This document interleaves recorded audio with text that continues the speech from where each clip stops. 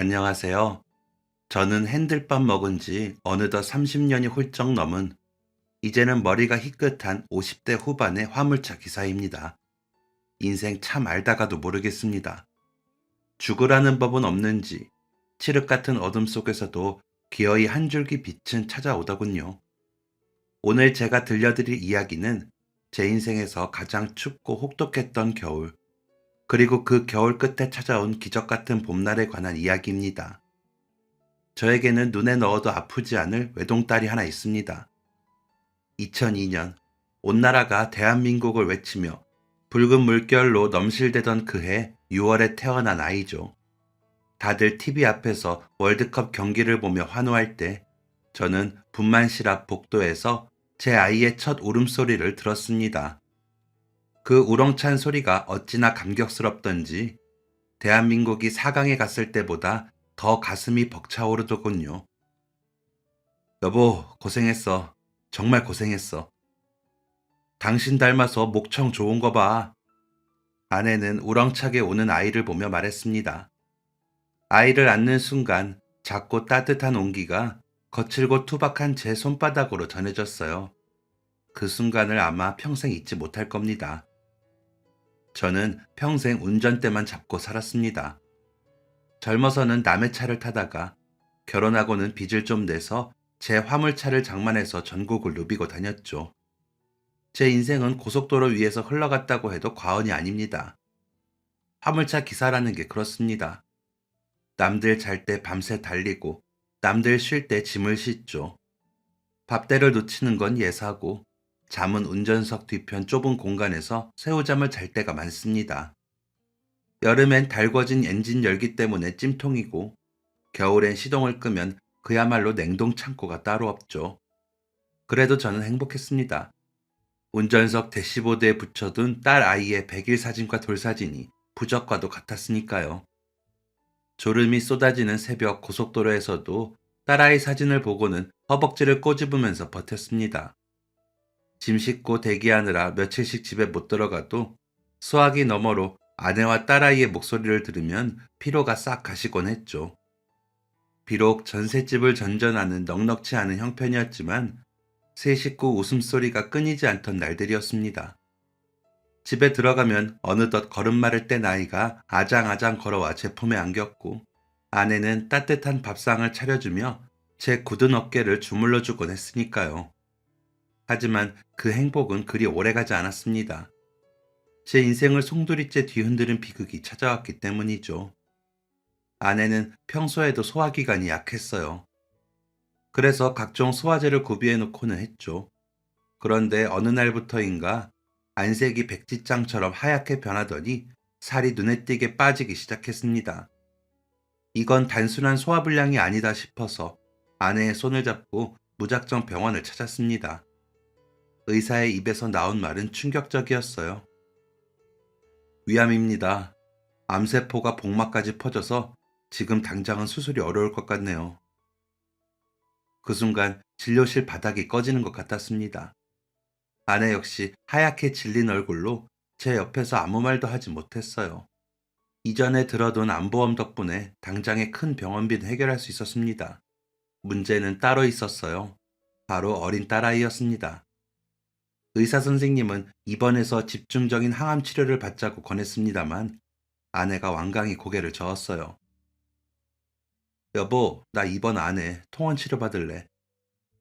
그게 무슨 소리야? 의사 선생님이 입원하라잖아. 당신 몸이 먼저지. 우리 지은이 이제 겨우 5살이야. 엄마 없이 밤에 어떻게 자? 나 병원에 갇혀 있으면 눈에 밟혀서 치료도 안 돼. 집에서 다닐게. 아내의 고집을 꺾을 수 없었습니다. 결국 아내는 그 독한 항암 주사를 맞고 집으로 돌아오는 통원 치료를 선택했어요. 그때부터 우리 집은 눈물바다가 되었습니다. 항암제가 들어가면 아내는 며칠씩 먹지도 못하고 위액을 토해냈어요. 머리카락은 한 움큼씩 빠졌죠. 그런데도 아내는 딸아이가 어린이집에서 돌아올 시간이 되면 비틀거리는 몸을 일으켜 모자를 쓰고 억지 미소를 지었습니다. 지은아, 엄마가 맛있는 거 해줄까? 당신 누워있어. 내가 할게, 내가. 제가 말려도 아내는 듣지 않았습니다. 자신이 직접 뭔가를 해줄 수 있는 날이 얼마 남지 않았다고 생각해서인지 머리 하나도 직접 묶어주려고 했어요. 못난 저는 그런 아내를 곁에서 돌보지도 못했습니다.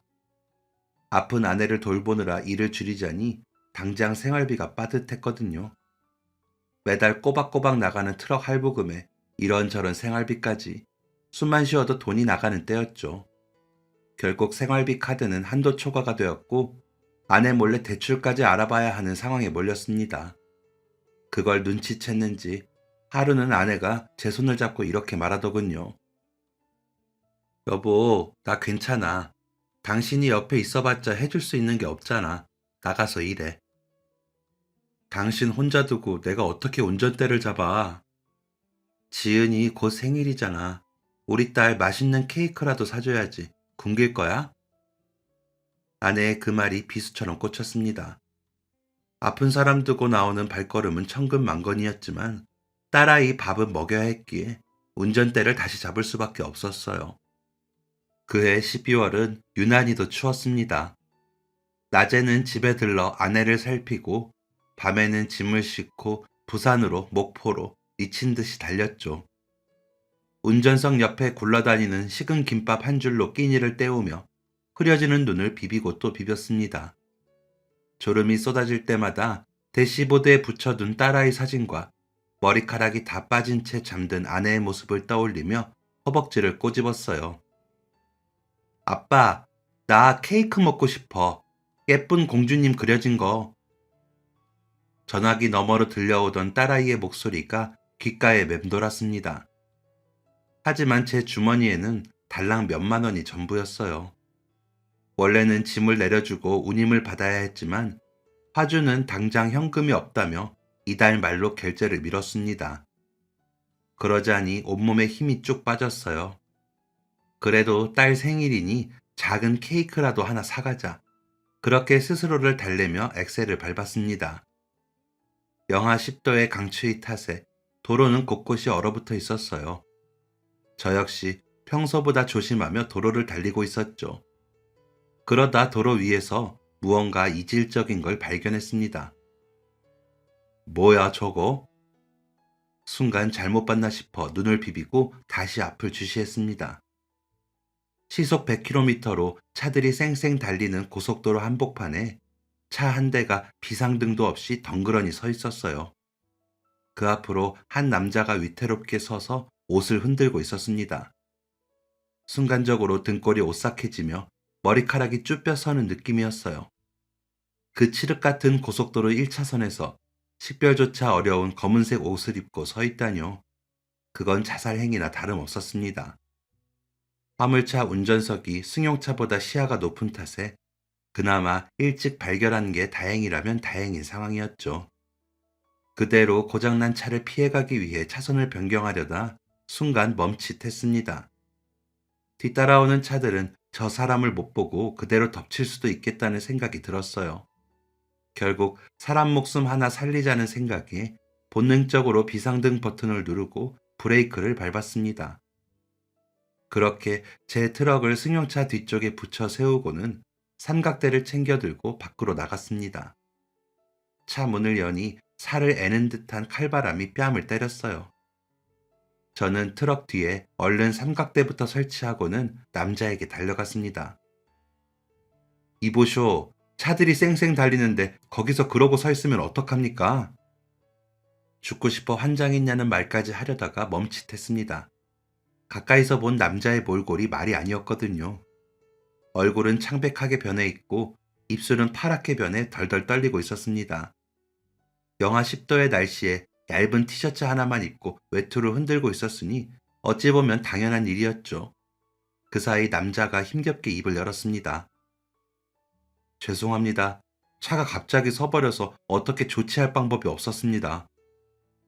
그럼 삼각대라도 세워놔야지. 그렇게 맨몸으로 서 있으면 어떡합니까? 차 안을 뒤졌는데 아무것도 없어서요. 남자는 혹시 모를 사고를 방지하기 위해 나와서 옷을 흔들고 있었다고 자초지종을 설명했습니다. 저는 그 사이 차량 안을 살폈어요. 그러다 뒷좌석에 남은 이들을 발견하고는 멈칫했습니다. 하얗게 기민 서린 차창 너머로 젊은 엄마가 핏기 없는 얼굴로 어린 나이를 품에 꼭 껴안고 오들오들 떨고 있었어요. 남자는 제 시선을 눈치채고는 얼른 설명을 덧붙였습니다. 아이가 감기에 걸려서 도저히 밖에 나와 있게 할 수 없었습니다. 그 말을 듣는데 방금까지 치솟았던 화가 눈 녹듯 사라지고 가슴이 찡하게 아려왔습니다. 이 젊은 아빠가 왜 자기 옷까지 벗어 던지고 도로 한복판에서 맨몸으로 차를 막고 있었는지 그제야 이해할 수 있었어요. 차 안에 있는 아픈 아이와 아내를 지키고 싶었던 겁니다. 그 절박한 심정이 제 가슴을 후벼 팠어요. 보험사에는 연락한 거요? 네, 연락했는데 도착하려면 시간이 좀 걸린다고 하네요. 저는 제 트럭 쪽을 가리키며 말했습니다. 아이랑 아이 엄마는 차 안에 타고 있어요. 히터 켜놨으니까 여기보단 나을 겁니다. 네? 아니, 그래도 선생도 가서 몸 좀 녹이고 있어요. 얼른요. 제가 재촉하자 남자는 연신 고맙다고 인사하고는 뒷좌석 문을 열었습니다. 그러고는 아이 엄마에게 자초지종을 설명했어요. 아이 엄마 역시 저에게 거듭 고맙다고 인사했습니다. 인사는 나중에 하시고 애 춥겠어요. 얼른 가세요. 그렇게 세 사람을 따뜻한 트럭 안으로 피신시키고 나니 한시름 놓이더군요. 저는 히터 온도를 좀 더 높이고 경광봉을 챙겨서 밖으로 나왔습니다. 그리고 트럭 뒤편에서 흔들기 시작했어요. 쌩쌩 달려오던 차량들이 제 트럭의 비상등과 경광봉 불빛을 보고는 급하게 속도를 줄이며 피해갔습니다. 큰 트럭이나 버스가 옆을 스쳐 지나갈 때는 찬바람이 매섭게 몰아쳤어요. 그럴 때마다 저도 모르게 몸이 움츠려 들었습니다. 한참을 그렇게 서 있자니 손발의 감각도 점점 무뎌졌어요. 하지만 혹시 모를 사고를 예방하기 위해 있는 힘껏 경광봉을 흔들었습니다. 20분 넘게 그러고 서 있으니 멀리서 견인차의 사이렌 소리가 들려오더군요. 세상에 그 소리가 그렇게 반가울 수가 없었습니다. 상황이 정리되고 고장난 차가 안전하게 견인될 준비를 마치자 그제야 긴장이 풀렸어요. 트럭에서 내린 부부는 제 앞에서 어쩔 줄을 몰라 했습니다. 온기를 되찾은 아이 엄마는 연신 눈물을 훔쳤고 남편은 허리를 90도로 숙이며 말했습니다. 선생님, 정말 감사합니다. 선생님이 저희 가족을 살려주셨습니다. 이 은혜를 어떻게 갚아야 할지. 그러더니 남자는 꽁꽁 언 손으로 지갑을 꺼내 저에게 사례금을 건네려고 했습니다. 저는 그런 남자의 손을 정중히 밀어냈어요. 됐습니다. 돈 받자고 한 일도 아니고요. 그래도 선생님이 저희 가족 목숨을 살려주셨는데요. 저도 집에 딸아이가 있어서 남일 같지 않아 그런 겁니다. 아이가 아프다면서요. 얼른 댁에 가세요. 히터부터 빨리 트시고요. 저는 그렇게 말하고 얼른 트럭 뒤편으로 향했습니다. 설치해둔 삼각대를 회수하기 위해서였죠. 그러고는 남자가 사례금을 건네기 전에 도망치듯 트럭에 올랐습니다. 백미러로 보니 남자는 제 트럭이 시야에서 사라질 때까지 그 추운 도로 위에 서서 고개 숙여 인사를 하고 있더군요. 다시 캄캄한 고속도로를 달리는데 몸은 꽁꽁 얼었지만 마음만은 이상하게 훈훈했습니다. 비록 수금은 못해서 빈털털이었지만 사람 셋을 살렸다는 생각에 가슴 한구석이 뿌듯했어요. 하지만 막상 집 근처 톨게이트가 가까워지자 현실적인 걱정이 파도처럼 밀려왔습니다. 결국 빈손이네. 수금을 하면 딸아이 생일 케이크도 사주고 겨울 외투도 하나 사주려고 했는데 모든 게 허사가 되고 말았습니다. 착잡한 마음에 가까운 휴게소에 차를 세웠어요. 쓰린 속을 달래려 담배나 한 대 피우려고 무심코 조수석 쪽을 보는데 뭔가 하얀 것이 눈에 띄었습니다. 저게 뭐지? 분명 아까는 없었던 두툼한 흰 봉투 하나가 조수석 시트 구석에 놓여 있었어요. 저는 고개를 갸웃하며 봉투를 집어들었습니다. 꽤 묵직했어요. 봉투를 열어본 저는 그만 헉 하고 숨을 멈췄습니다.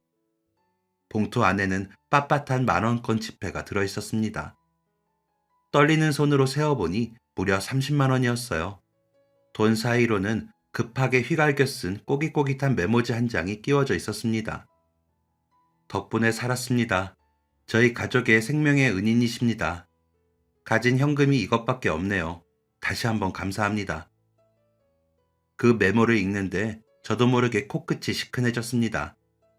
제가 트럭 뒤편의 삼각대를 정리하러 간 사이 남자가 급하게 넣어둔 사례금이었어요. 봉투를 들고는 한참을 망설였습니다.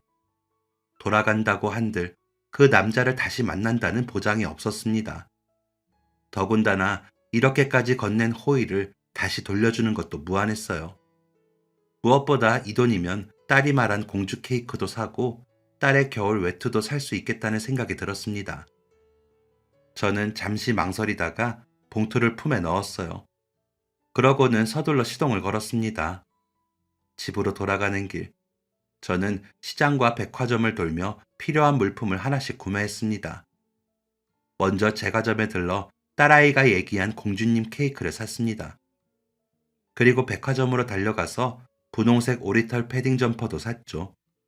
가격표를 보니 손이 떨렸지만 눈 딱 감고 결제했습니다. 마지막으로 청과물 시장에 들러 망고 한 박스를 샀습니다. 며칠 전부터 입안이 다 헐어서 물도 제대로 못 넘기던 아내가 TV를 보면서 지나가듯 한 말이 가시처럼 목에 걸려 있었거든요. 아, 저 노란 망고 참 달겠다. 입에 넣으면 사르르 녹을 것 같네. 아내의 말을 떠올리며 가장 크고 싱싱한 걸로 골랐습니다. 그렇게 양손 가득 선물을 들고 현관문을 열자 딸아이가 아빠! 하고 달려나왔어요. 그러더니 제 손에 들린 케이크 상자를 보고는 눈이 휘둥그레지더군요. 우와, 이게 뭐야? 공주님 케이크다. 아빠 최고, 진짜 최고. 딸아이는 제 다리에 매달려 방방 뛰었고 부엌에서 나온 아내는 놀라서 물었습니다. 여보, 당신 이거 무슨 돈으로 샀어? 이 비싼 걸 다 애 생일이라고 너무 무리한 거 아니야? 창백하게 질린 얼굴로 저를 걱정하는 아내를 보자 울컥 눈물이 솟구치더군요. 저는 아내에게 차마 고속도로 위에서 있었던 그 위험천만한 일은 말하지 못했습니다. 그저 어깨를 으쓱하며 큰소리 쳤죠. 걱정 마. 이번에 부산 가는 짐이 운임을 아주 잘 쳐줬어. 그리고 화주 사장님이 일 잘해줘서 고맙다고 특별 보너스까지 챙겨주시더라고. 당신 남편 능력 있지? 제 거짓말에 아내는 그제야 마음이 놓였는지 웃었습니다. 하여간 못 말려. 병색이 완연한 얼굴이었지만 그날만큼은 신혼 때처럼 곱고 예뻐 보였어요. 저희 가족은 촛불을 켜고 생일 축하 노래를 불렀습니다. 세 식구가 촛불 앞에서 참으로 오랜만에 소리내어 웃었어요. 좁고 허름한 방이었지만 촛불에 비친 가족들의 얼굴을 보고 있자니 그 어떤 부자도 부럽지 않았습니다. 노래가 끝나고 케이크를 잘라주었지만 아내는 항암 치료 부작용으로 입안이 온통 헐어서 부드러운 생크림조차 제대로 삼키지 못했습니다. 미안해하는 아내를 보며 저는 급히 망고 껍질을 까서 노란 속살을 숟가락으로 떠 입에 넣어주었습니다. 이건 괜찮을 거야. 자, 해봐. 조심스럽게 망고를 받아먹은 아내가 눈을 지그시 감았습니다. 정말 달다. 입안에서 그냥 녹네.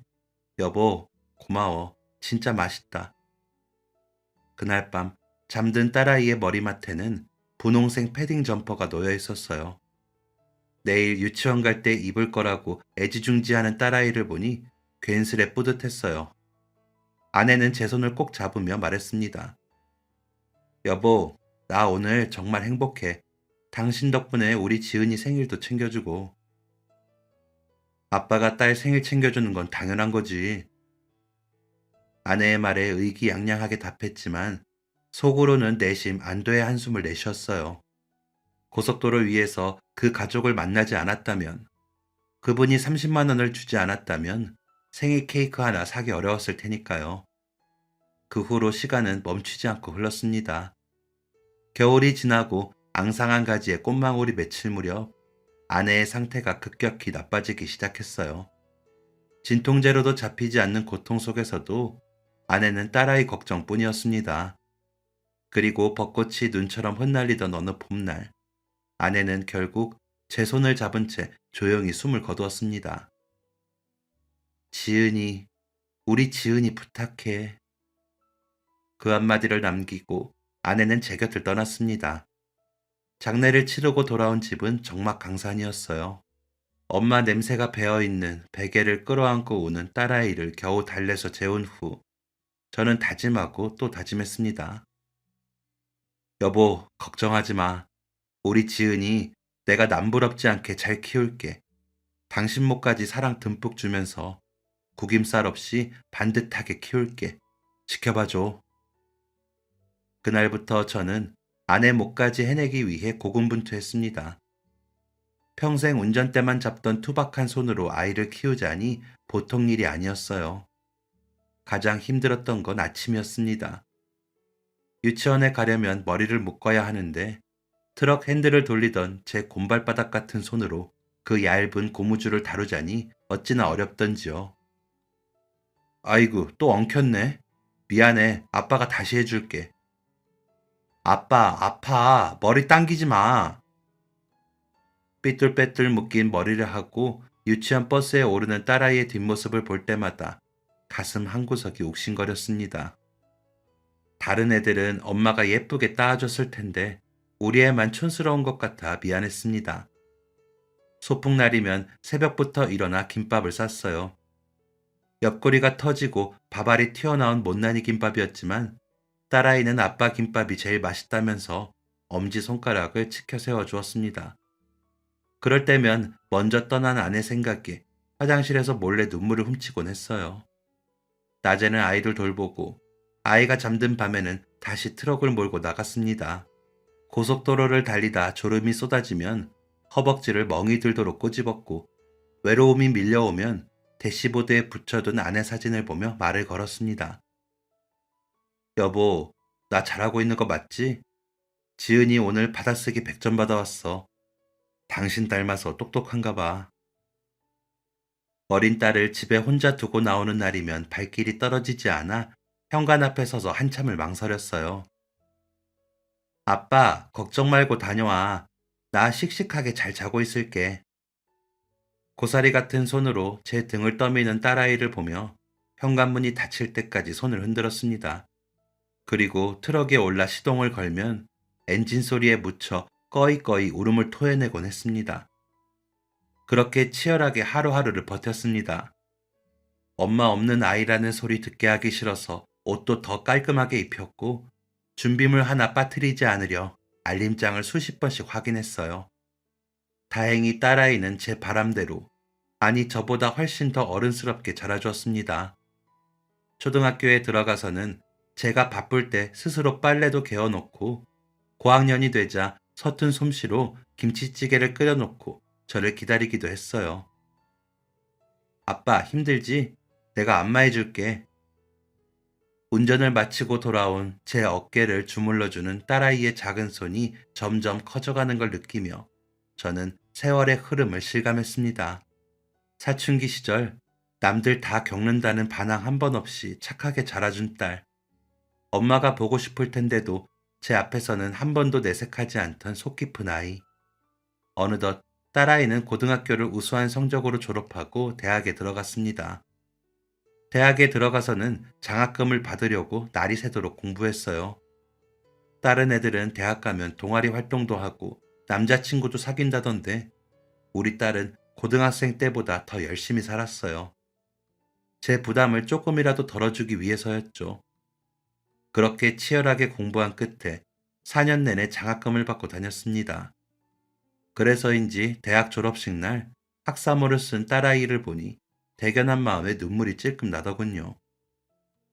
아빠, 지금 우는 거야? 아니야, 눈에 뭐가 들어갔어. 얼른 소매로 눈가를 훔치는데 딸아이가 씩 웃으며 이렇게 말하더군요. 아빠, 키워줘서 고마워. 취업하면 제대로 효도할게.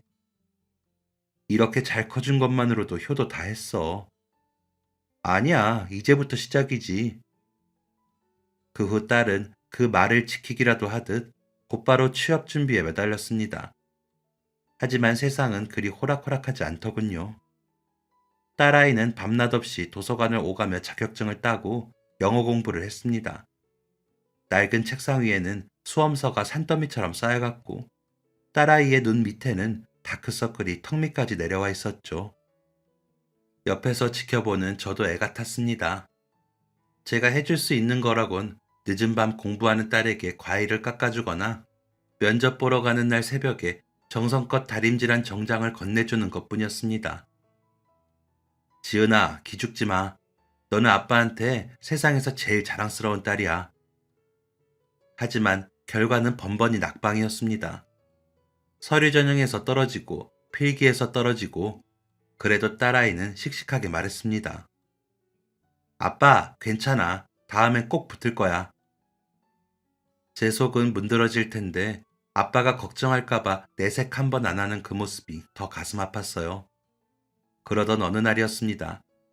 딸아이가 그토록 가고 싶어 하던 대기업의 최종 면접 결과가 나오는 날이었죠. 저도 하루 종일 일이 손에 잡히지 않았습니다. 저녁에 집에 들어가니 불 꺼진 방에서 딸아이가 이불을 뒤집어 쓰고 있더군요. 지은아, 혹시 결과 나왔니? 이불 속에서 작은 흐느낌이 들려왔습니다. 한참 후 방에서 나온 딸이 울먹이며 말했어요. 아빠 미안해. 나 또 떨어졌어. 면접관님들이 끄덕여 주셔서 기대했는데. 딸아이는 제 품에 안겨 펑펑 울었습니다. 그동안 참았던 서름이 한꺼번에 터져 나온 거겠죠. 자식 우는 모습을 보는 부모 마음이 오죽하겠습니까? 대신 울어줄 수도 없고 대신 아파해줄 수도 없으니 그저 등만 토닥여줄 뿐이었습니다. 며칠 동안 딸아이는 방 밖으로 잘 나오지도 않고 밥도 먹는 둥 마는 둥 했습니다. 생기를 잃어가는 딸을 보니 안 되겠다 싶더군요. 결국 저는 그날 밤 딸아이를 불러서 식탁에 앉혔습니다. 딸아이는 그새 얼굴이 헬쓱해져 있었어요. 지은아, 기분 전환할 겸 여행이라도 다녀올래? 여행? 딸아이는 제 말에 눈이 동그래져서 물었어요. 그러나 이내 시무룩하게 말하더군요. 지금 내 상황에 무슨 여행이야. 원래 더 높이 뛰려면 뒤로 한 발짝 물러서야 하는 법이야. 머리 좀 식히고 와. 바다라도 보고 오면 가슴이 뻥 뚫릴 거야. 저는 딸아이 손에 봉투에 넣어둔 돈을 쥐어주었습니다. 너 바다 좋아하잖아. 가서 맛있는 회도 사 먹고 바다 구경도 실컷 하고 와. 딸아이는 못 이기는 척 고개를 끄덕였습니다. 알았어, 생각해 볼게. 딸아이는 결국 부산에 다녀오기로 했어요. 2박 3일의 일정이었죠. 여행 당일 저는 딸아이를 기차역까지 태워다 줬습니다. 가서는 아무 생각하지 말고 푹 쉬다 와. 알았지? 알았어. 아빠도 나 없다고 대충 때우지 말고 밥 잘 챙겨 먹어. 알았어. 잘 챙겨 먹을게. 딸아이는 간단하게 꾸린 짐을 들고 차에서 내렸어요. 기차역을 향해 멀어지는 딸아이의 뒷모습을 보면서 저는 속으로 빌었습니다. 부디 푸른 바다를 보고 훌훌 털어버리고 오기를. 다시 예전의 그 씩씩한 미소를 되찾아오길 말이죠. 그때까지만 해도 그날이 제 인생에서 가장 악몽 같은 하루가 될 줄은 꿈에도 몰랐습니다. 딸이 떠난 그날 저녁이었어요. 혼자 라면을 끓여 먹고 TV를 보고 있는데 식탁 위에 둔 휴대전화가 요란하게 울렸습니다. 모르는 번호였어요. 이 시간에 누구지? 그렇게 혼잣말을 중얼거리며 대수롭지 않게 전화를 받았습니다. 여보세요? 아, 예. 혹시 유지은 씨 보호자 되십니까? 네, 제가 아비 되는데요. 누구시죠? 수화기 너머의 목소리는 다급하고 차가웠습니다. 여기 병원 응급실입니다. 좀 전에 빗길에 미끄러진 승용차가 따님이 탄 택시를 들이받는 대형 추돌 사고가 났습니다. 순간 아무 생각도 들지 않았습니다. 방금 내가 무슨 소리를 들은 건지 이해가 되지 않았어요. 네? 사고라뇨? 우리 지은이가요? 네. 현재 따님 상태가 위중해서 긴급 수술에 들어갔습니다. 지금 바로 병원으로 와주셔야겠습니다. 그 말을 듣는 순간 눈앞이 캄캄해지고 온몸에 피가 싹 빠져나가는 것 같았습니다. 손이 덜덜 떨려 하마터면 전화기를 놓칠 뻔했어요. 전화를 끊자 심장이 터질 듯이 콩쾅거리고 숨이 잘 쉬어지지 않았습니다. 저는 입고 있던 러닝 셔츠 바람에 겉옷만 대충 걸치고 집을 뛰쳐나왔습니다. 정신없이 제 승용차에 시동을 걸었어요. 차창 밖으로는 야속하게도 장대비가 쏟아지고 있었습니다. 차량의 와이퍼가 쉴 새 없이 빗물을 밀어냈습니다. 핸들을 잡은 손이 덜덜 떨렸어요. 조수석에 놓인 딸아이의 사진을 볼 때마다 가슴이 난도질 당하는 것 같았습니다. 저는 먼저 떠난 아내에게 빌고 또 빌었어요. 여보, 당신이 좀 지켜줘. 지은이까지 잘못되면 나 못 살아. 제발 당신이 거기서 막아줘. 그렇게 중얼거리며 핸들을 움켜잡았어요. 그렇게라도 하지 않으면 정신줄을 놓을 것만 같았습니다. 그렇게 지옥 같은 시간을 뚫고 병원에 도착했어요. 차를 아무데나 버려두다시피 하고 응급실로 뛰어 들어갔습니다. 선생님, 유지은 어디 있습니까? 비에 흠뻑 젖은 채 한쪽 신발은 벗겨진 줄도 모르고 뛰어들어왔으니 미친 사람 같았을 겁니다. 간호사가 저를 진정시키며 수술실 앞을 가리켰어요. 수술실 위에는 수술 중이라는 빨간 램프가 켜져 있었습니다. 그 붉은 불빛이 마치 제 딸의 생명을 태우는 불꽃 같아서 차마 똑바로 쳐다볼 수가 없더군요. 저는 수술실 앞 의자에 털썩 주저앉았습니다. 그러고는 미친 사람처럼 중얼거렸어요. 안 돼, 안 돼, 지은아. 아빠가 여기 왔어. 조금만 버텨. 아빠 두고 가면 안 돼. 수술실 앞에 앉아 온갖 신에게 기도했습니다. 제발 살려만 달라고. 살려만 주시면 평생 착하게 살겠다고 빌고 또 빌었어요. 1시간, 2시간, 피말리는 시간이 흘렀습니다. 수술실 문이 열릴 때마다 심장이 덜컥 내려앉았어요. 딸이 잘못된 건 아닐까, 의사가 고개를 저으며 나오진 않을까, 숨조차 제대로 쉴 수 없었습니다. 얼마나 시간이 지났을까요? 마침내 수술 중 램프가 꺼지고 수술실 문이 열렸습니다. 초록색 수술복을 입은 의사 선생님이 지친 표정으로 걸어 나왔어요. 저는 바닥을 기어가듯 달려가 의사 선생님 앞에 섰습니다. 선생님, 선생님, 우리 지은이, 제 딸 어떻게 됐습니까? 살았습니까? 목소리가 잘 나오지 않아 쉰소리가 났습니다. 의사 선생님은 마스크를 벗으며 땀을 닦았어요. 그리고 저를 보며 깊은 한숨을 내쉬었습니다. 그 짧은 침묵이 제 심장을 멈추게 하는 것 같았어요. 아버님, 진정하십시오. 네? 뭔가 잘못된 겁니까? 아닙니다. 천만 다행입니다. 수술은 아주 잘 끝났습니다. 그 말을 듣는 순간 다리에 힘이 풀려 그 자리에 주저앉을 뻔했습니다. 감사합니다. 감사합니다, 선생님. 제가 살린 게 아닙니다. 따님은 하늘이 도왔습니다. 네? 의사 선생님의 표정은 진지했습니다.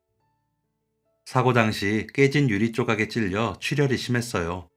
자칫하면 병원에 오기도 전에 과다출혈로 쇼크사할 수 있는 위급한 상황이었죠. 그 말을 듣는데 심장이 덜컥 내려앉았습니다. 의사 선생님은 말을 이어갔어요. 그런데 현장에 있던 한 시민분이 구급차가 오기 전까지 입고 있던 옷을 벗어 상처 부위를 강하게 압박해 주셨습니다. 보통 피를 보면 무서워서 피하거나 당황하기 마련인데 그분은 손이 피투성이가 되도록 지혈을 멈추지 않으셨어요. 의사 선생님은 이렇게 덧붙였습니다. 덕분에 최악의 상황을 막았습니다. 그분의 용기가 따님을 살린 겁니다. 안도의 눈물이 왈칵 쏟아졌습니다.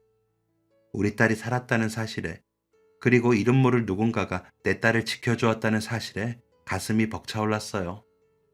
감사합니다. 정말 감사합니다. 저는 거듭 감사의 인사를 전했습니다. 더불어 아직 세상이 나를 버리지 않았다고, 하늘에 있는 아내가 딸을 지켜준 거라고 생각했어요. 며칠 뒤 딸아이는 중환자실에서 고비를 넘기고 일반 병실로 옮겨졌습니다. 붕대를 칭칭 감고 누워있는 딸아이를 보니 가슴이 미어졌지만 규칙적으로 들리는 심장 박동 소리에 그저 감사할 따름이었습니다. 그렇게 딸아이의 손을 잡고 밤을 새우며 곁을 지키고 있을 때였습니다. 병실 문이 조심스럽게 열리더니 간호사가 들어왔어요. 아버님, 손님이 찾아오셨는데요. 손님이요? 저희는 부산에 아는 사람이 없는데요. 사고 현장에서 따님을 구해주신 분이 걱정이 돼서 찾아오셨어요. 잠깐 뵙고 싶다고 하시는데요. 그 말을 듣자마자 저는 자리에서 벌떡 일어났습니다. 아, 네, 당연하죠. 들어오셔도 괜찮습니다. 제 목숨보다 소중한 딸을 살려주신 분인데 맨발로 뛰어나가 맞이해야 마땅했죠. 저는 온 매무새를 가다듬고 문 쪽을 바라봤습니다. 딸아이가 깨어나면 안 그래도 수소문해서 찾아볼 생각이었는데 이렇게 먼저 찾아오셨다니 그저 감사할 따름이었죠. 잠시 후 병실 문이 열리고 말끔한 정장 차림의 중년 신사가 조심스럽게 들어왔습니다. 인상이 선해 보이는, 나이는 저보다 조금 아래로 보이는 분이었어요. 저는 그분에게 다가가 넙죽 엎드렸습니다. 선생님, 정말 감사합니다. 제 딸아이 목숨을 살려주셨습니다. 이 은혜를 어떻게 갚아야 할지. 제가 울먹이며 말하자 남자가 화들짝 놀라며 급히 제 팔을 잡고 일으켜 세웠습니다. 아닙니다. 당연히 해야 할 일을 했을 뿐인데요. 일어나시죠. 정말 감사합니다. 따님은 좀 괜찮으신지 아무래도 걱정이 돼서 찾아뵙습니다. 저는 남자의 부축을 받아 몸을 일으키며 고개를 들었습니다. 그리고 눈물 젖은 눈으로 남자의 얼굴을 본 순간 저도 모르게 멈칫했어요. 어딘가 낯이 익은 얼굴이었거든요. 퍼뜩 머릿속을 스치는 기억 하나가 있었습니다. 추운 겨울 고속도로를 달리다 고장난 차량을 발견하고 멈춰선 그날의 기억이 번개처럼 제 뇌리를 스치고 지나갔어요. 남자 역시 제 얼굴을 한참 동안 뚫어지게 쳐다보더군요. 처음엔 의아해하던 남자의 표정이 저처럼 점점 놀라움으로 바뀌어 갔습니다. 남자가 잡고 있던 제 팔을 천천히 놓으며 떨리는 목소리로 물었습니다. 혹시 오래전에 고속도로에서 고장난 차량을 도와주신 적 있지 않습니까? 설마 선생님이 세상에, 그때 그 화물차 사장님이 맞군요. 남자는 제 대답에 반색하며 제 두 손을 덥석 잡았습니다. 저 역시 눈앞의 현실이 믿기지 않았어요. 그 혹독한 겨울밤, 고속도로 한복판에서 겉옷을 흔들던 젊은 가장, 제 트럭에 30만 원을 몰래 두었던 그 남자가 제 딸을 살린 생명의 은인이라니. 기적 같은 재회에 남자 역시 감격한 표정이었어요. 이게 무슨 일입니까? 사장님을 여기서 뵙다니. 그러게 말입니다. 어떻게 이런 인연이. 우리는 병실 한가운데서 서로를 부둥켜 안고 한참을 말을 잇지 못했습니다. 춥고 깜깜한 도로 위에서 만났던 인연을 이렇게 생명의 은인으로 다시 만나다니요. 우리는 자리를 옮겨서 병원 휴게실 자판기 앞에 마주 앉았습니다. 남자는 따뜻한 캔커피를 제 손에 쥐어주며 아직도 믿기지 않는다는 듯 고개를 저었어요. 그날 이후로 사장님을 찾으려고 백방으로 수소문했습니다. 하지만 아는 거라곤 사장님 얼굴뿐이라 찾을 길이 없더군요. 그렇게 은혜도 못 갚고 평생 마음의 빚으로 남아있었어요. 은혜라니요, 당치 않습니다. 오히려 제가 큰 도움을 받았는걸요.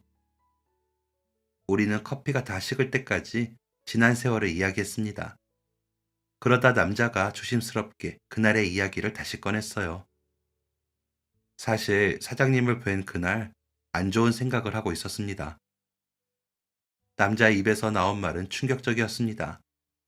당시 그는 운영하던 회사가 부도나고 빚더미에 앉아 더 이상 살아갈 구멍이 없다고 생각했답니다. 빚쟁이들의 독촉에 시달리다 못해 모든 걸 혼자 짊어지고 떠나려고 생각했다는 겁니다. 그런 마음을 먹고 가족과 마지막 여행을 떠난 참이었습니다. 물론 집사람에게는 말하지 않았죠. 지금 생각하면 참 어리석었습니다. 그런데 하필 그 춥고 어두운 산속 도로에서 차가 고장났다고 말했습니다. 막상 차가 멈추고 히터가 꺼지고 아이는 열이 펄펄 끓으니 덜컥 겁이 나더군요. 죽으려고 했던 놈이 막상 사고가 날까봐 무서워서 벌벌 떨었습니다. 무엇보다 내 자식이 잘못될까봐 그게 너무 두려웠어요. 남자는 도로 위에서 한참 동안 절박하게 옷을 흔들었다고 합니다. 하지만 차들은 남자를 쌩쌩 지나치기만 할 뿐 아무도 멈춰서지 않았다고 해요. 그러다 거대한 트럭 한 대가 끼익 소리를 내면서 멈춰섰고 제가 화를 내며 달려왔던 겁니다. 사장님이 죽으려고 환장했냐는 듯 소리를 지르시는데 저는 그게 꼭 살아라, 제발 살아라 하는 외침처럼 들렸습니다. 남자의 눈에 눈물이 고였습니다. 가족들을 트럭에 태워주시고 그 영하 10도의 칼바람 속에서 사장님은 묵묵히 경광봉을 흔드셨죠. 차 안에서 사장님의 그 넓은 등을 보는데 눈물이 멈추질 않더군요. 생면부지의 남도 우리를 살리려고 저렇게 목숨을 거는데 가장이라는 놈이 가족을 내팽개치고 혼자 떠날 생각을 했다니 스스로가 너무 부끄럽고 한심했습니다. 남자는 그때 결심했다고 합니다. 다시 살아보자. 악착같이 살아보자. 세상이 아직은 그리 차갑지 않구나. 우리를 지켜주는 사람이 있구나. 어찌 보면 사장님 뒷모습이 저에게 다시 살 용기를 준 거죠. 그 이야기를 듣는데 제 코끝도 찡해졌습니다. 저는 떨리는 목소리로 말했습니다. 사장님, 사실 저도 그날 사장님이 아니었으면 무너졌을 겁니다. 네? 그게 무슨... 저는 그날 밤에 제 사정을 털어놓았습니다. 딸아이 생일인데 돈 한 푼 못 받고 빈털터리로 돌아가던 상황을 말이죠. 사장님이 몰래 두고 가신 그 30만 원 덕분에 우리 딸아이 생일상을 차려줄 수 있었습니다. 그리고 저는 잠시 말을 잇지 못하다가 겨우 입을 열었습니다. 그 돈으로 아내가 먹고 싶다던 망고도 사줬습니다. 그게 아내가 마지막으로 먹은 과일이 됐고요. 아내는 다음 해 봄에 세상을 떠났거든요. 제 말에 남자는 짧은 탄식을 내뱉었습니다.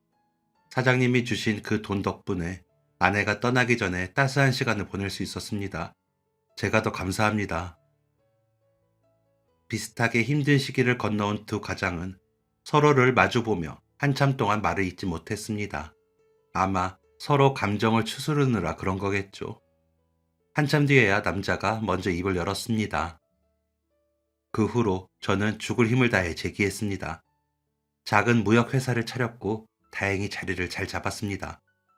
그리고 사장님을 생각하며 한 가지 다짐한 게 있어요. 다짐이라뇨? 내 눈앞에서 누군가 위험에 처하면 그때 사장님처럼 나도 절대 외면하지 않겠다고요. 그게 빚을 갚는 길이라고 생각했습니다. 남자는 그러면서 딸아이의 사고 당시 상황을 이야기해 줬습니다. 부산 출장길에 우연히 빗길 사고를 목격했는데 택시가 도는 걸 보고 차를 세웠다고 합니다. 뛰어가 보니 뒷좌석에 젊은 아가씨가 피를 흘리며 쓰러져 있는데 솔직히 저도 사람인지라 덜컥 겁이 나더군요. 유리 파편이 널려있고 피비린내가 나는데 다리가 후들거렸습니다.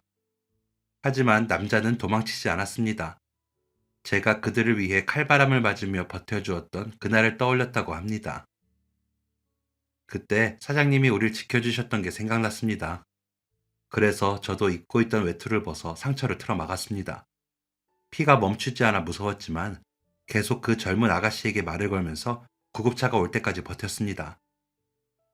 남자는 제 손을 꽉 잡으며 말했습니다. 그런데 그 아가씨가 사장님 따님이었다니. 그 말을 듣는데 온몸에 전율이 일었습니다. 오래전 제가 베푼 작은 선의가 돌고 돌아 제 목숨보다 소중한 딸을 살린 겁니다. 만약 그때 제가 그냥 지나쳤다면, 이 남자가 제기하지 못했다면 제 딸은 어떻게 되었을까요? 그날 밤 저는 딸아이의 병실을 지키며 세상 모든 신에게 감사기도를 올렸습니다. 다행히 딸아이는 며칠 뒤 일반 병실로 옮겨졌고 빠르게 건강을 회복했어요. 퇴원하고 서울로 올라와서는 남자와 그 가족들을 초대하여 식사를 대접했습니다. 오래전 그날 제 트럭 안에서 열에 들떠 끙끙 앓던 꼬마아이는 어느새 예쁜 여대생이 되어 있더군요. 제 딸과 금세 친해져서는 서로 언니 동생 하며 웃는데 그 모습을 보는 것만으로도 흐뭇한 미소가 지어졌습니다. 식사 자리가 무르익을 무렵 남자가 딸아이에게 먼저 물었어요. 지은 양, 이제 몸은 좀 괜찮아요? 네, 덕분에 거의 다 나았어요. 흉터도 많이 옅어졌고요. 다행이네요. 듣자 하니 취업 준비 중이라고. 그 말에 딸이 쑥스러운 듯 고개를 끄덕였습니다. 네, 사고 당하기 전에 최종 면접에서 떨어져서 상심했는데 이렇게 큰 사고를 겪고 나니 면접에서 떨어진 건 아무것도 아니더라고요. 심기일전해서 다시 도전해 보려고요. 딸의 대답에 남자는 웃으며 고개를 끄덕였습니다. 전공이 경영학이라고 들었는데 맞나요? 네, 맞습니다. 딸아이가 태어나기 전에 남자가 몇 번 더 병문안을 왔었는데 그때 이런저런 얘기를 나누다가 딸아이 전공까지 얘기한 모양입니다. 너무 많은 얘기를 했나 그런 생각에 무안해서 헛기침을 하는데 남자가 양복 안주머니에서 명함 한 장을 꺼내 딸에게 건넸습니다. 그럼 우리 회사로 면접 한번 보러 와요. 마침 기획팀에서 신입사원을 뽑고 있거든요. 갑작스러운 제안에 딸아이의 눈이 휘둥그레졌습니다. 네? 아저씨 회사요? 옆에서 듣던 저도 놀라서 손사래를 쳤습니다. 아이고 사장님, 딸 구해준 것도 모자라 취업까지 너무 패기치는 거 아닙니까? 페라니오, 지은 양처럼 죽음의 고비를 넘기고도 씩씩하게 웃는 인재라면 우리 회사가 더 감사하죠. 딸아이는 떨리는 손으로 명함을 받았습니다. 그리고 다부진 목소리로 말했죠. 감사합니다. 저 정말 열심히 준비해서 갈게요. 실력으로 인정받겠습니다. 그 후 딸아이는 밤을 새워 이력서와 자기소개서를 준비했습니다. 남자의 회사에 서류를 제출했고 1차 서류 전형에 합격했다는 통보를 받았죠. 그리고 면접날, 딸아이는 제가 새벽에 다림질해준 정장을 입고 집을 나섰습니다. 아빠, 나 잘하고 올게. 몇 시간 뒤, 면접을 마치고 나온 딸에게서 전화가 걸려왔습니다. 목소리가 한껏 들떠있더군요.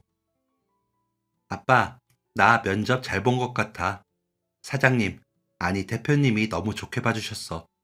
그리고 다른 면접관님들도 내 포트폴리오를 칭찬해 주셨고. 그 말대로 며칠 뒤에 딸아이는 최종 합격 통보를 받았습니다. 합격 소식을 듣던 날, 우리 부녀는 서로 부둥켜 안고 펑펑 울었습니다. 긴 취업 터널을 빠져나온 기쁨도 있었지만 이 모든 기적 같은 인연이 너무나 감사해서였죠. 딸아이는 지금 그 회사 기획팀에서 누구보다 열심히 일하고 있습니다. 야근하고 돌아온 딸아이가 그러더군요. 아빠, 대표님이 회식 자리에서 그러셨어. 자기는 사람을 볼 때 딱 하나 본다고. 위기 상황에서 도망치지 않는 사람인지, 남을 배려할 줄 아는 사람인지, 바로 우리 아빠 같은 사람을 말하는 거겠지? 그 말을 들으니 부끄러우면서도 한편으로는 뿌듯했습니다. 살아보니 세상 참 신기합니다. 우연이라는 건 없는 것 같아요. 오래전 제가 고속도를 위해서 베푼 작은 친절이 30만 원이라는 따뜻한 위로가 되어 돌아왔고, 다시 제 딸의 생명을 구하고 미래까지 열어주는 큰 복이 되어 돌아왔으니까요. 만약 그때 제가 나도 힘든데 남 도울 처지가 어디 있어? 하며 그냥 지나쳤다면 어땠을까요? 아마 평생 후회 속에 살았을지도 모릅니다. 아니, 제 딸을 잃었을지도 모르죠. 지금 이 순간에도 삶이 팍팍하고 힘들어 주위를 둘러볼 여유가 없는 분들이 계실 겁니다. 저 역시 그랬으니까요. 하지만 여러분, 내가 무심코 던진 작은 돌멩이 하나가 연못 전체에 파문을 일으키듯 우리가 베푸는 작은 선의가 가장 필요한 순간에 기적처럼 찾아올지도 모릅니다. 제 사연은 이걸로 마치겠습니다. 긴 이야기를 들어주셔서 감사합니다. 여러분 모두 안전운전 하시고 가정에 늘 기적같은 행복이 가득하시길 바랍니다. 지금까지 사연 들어주셔서 감사합니다. 사연이 재밌으셨다면 구독과 좋아요를 눌러주세요. 감사합니다. 안녕히 계세요.